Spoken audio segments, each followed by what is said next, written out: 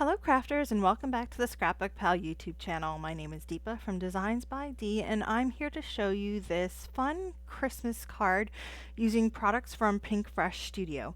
I'm going to be using the Shelf Edit Magic of the Season suite, and I hope you guys will join in along with me and be inspired to create something similar yourself. So as I mentioned, these are the products, or the main products that I'm going to be using today. It is called the Shelf Edit Magic of the Season. This is the press plate set. Now remember, these are suites, so you could get the press plates, you could get the stamp set, there's coordinating dies, and a 6-piece stencil set. So this set is pretty cool because you get all of these fun Christmas elements and you can better press it out, foil it out, and cut it out using a 1-piece die. So you get a bunch of images all in one go, which I always love because it makes the process easier. Now I'm going to start off by foiling my 1-piece die here.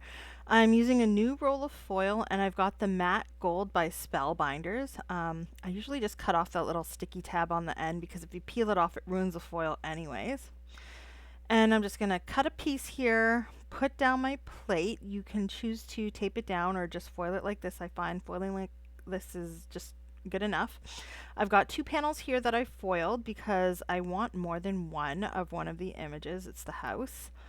And I'm going to use some inks, some Pinkfresh Studio inks, and the coordinating stencils to add ink. Now keep in mind the stencils are also kind of like a 1-piece stencil. So when you put the stencil down, it's going to cover all of the pieces of that 1-piece stamp or the better press plate in order to add color. And it adds color strategically to each image to give you the complete look at the end. Now keep in mind, I'm going to be stenciling in the order of the stencils. So you know the stencils have, they're numbered by registration marks on the top left corner.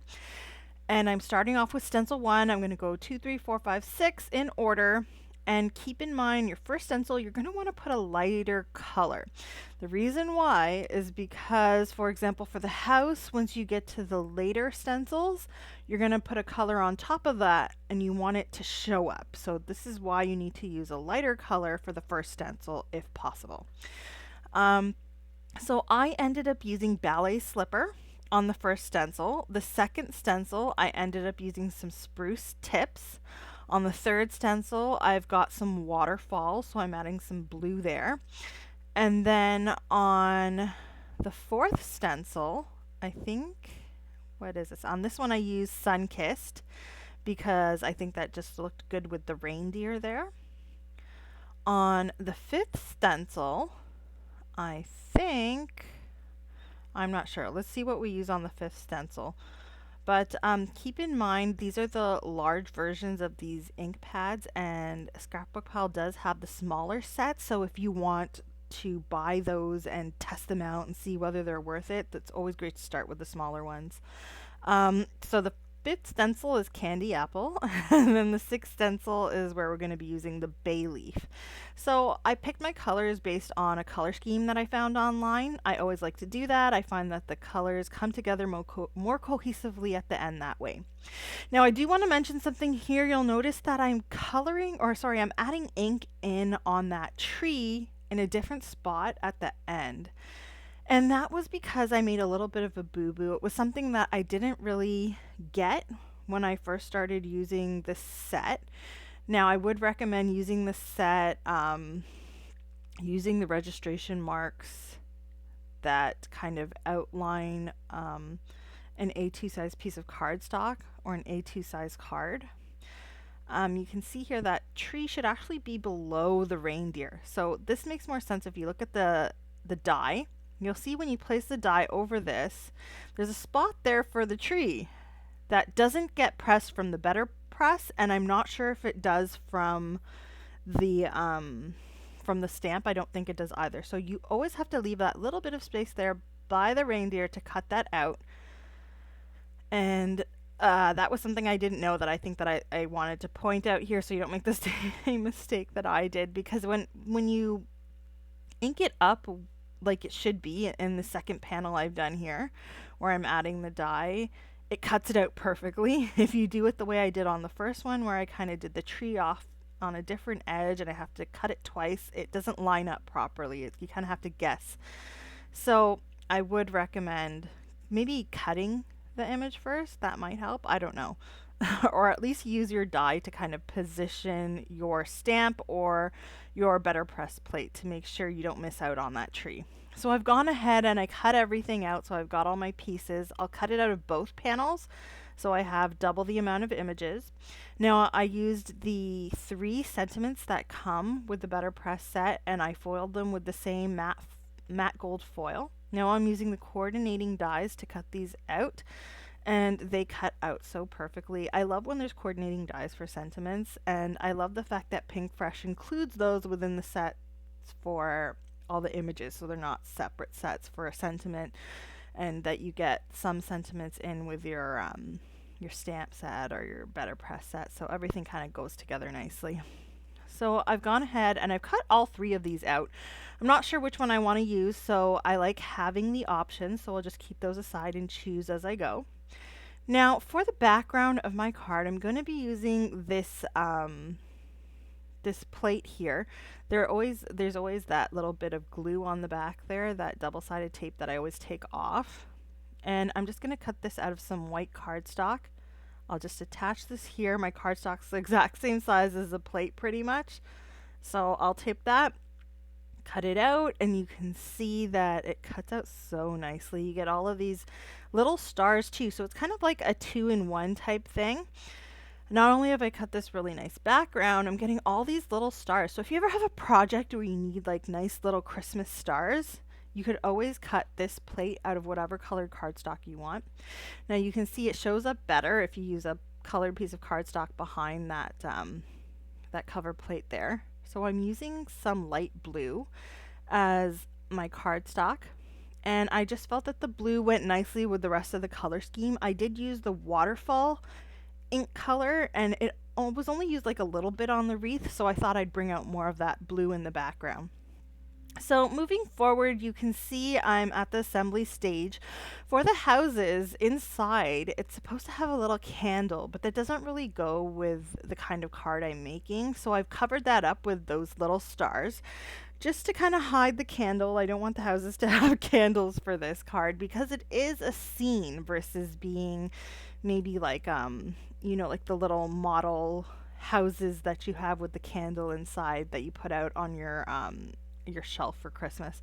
So needless to say, I'm using the set differently than its intended use, as the set says it is the shelf edit magic of the season set. So I'm not using it to make shelves or to make a shelf in general. I'm using it to make a scene, and you can always do this with your sets. Use them for many different things because the functionality is there. So I cut out 2 of these sets, remember? So I've got 2 houses here.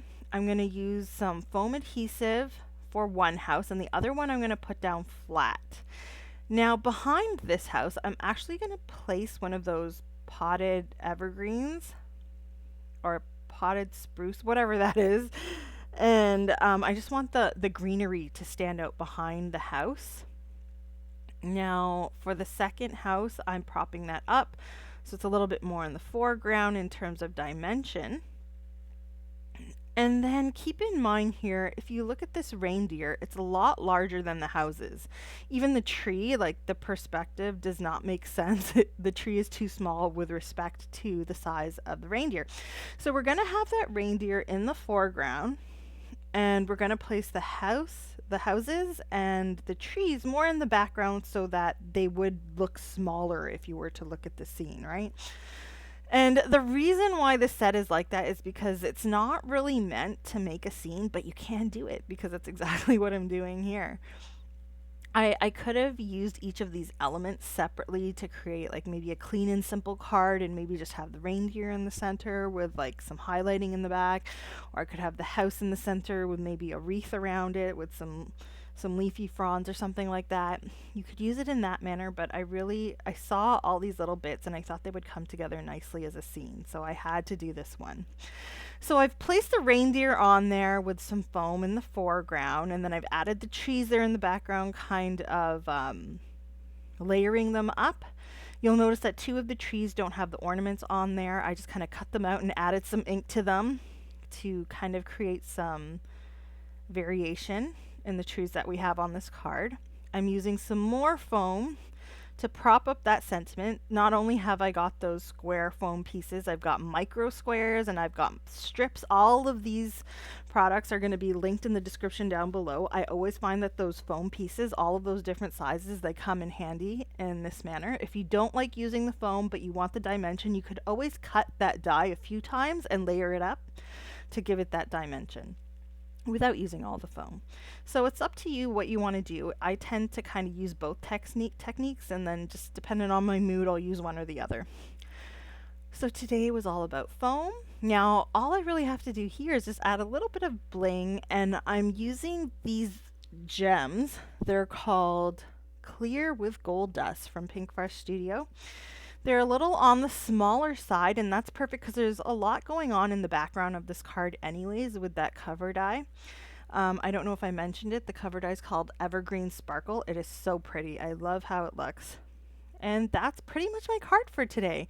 Very simple to put together. All of these products make it really easy to use and make it really fast. So I hope that you've liked this card idea today. Don't forget to like and subscribe. And as I mentioned before, all of the products are linked within the description if you wanted to check them out in the ScrapbookPal store. I hope you enjoyed today's video, and I'll see you guys again next time. Bye.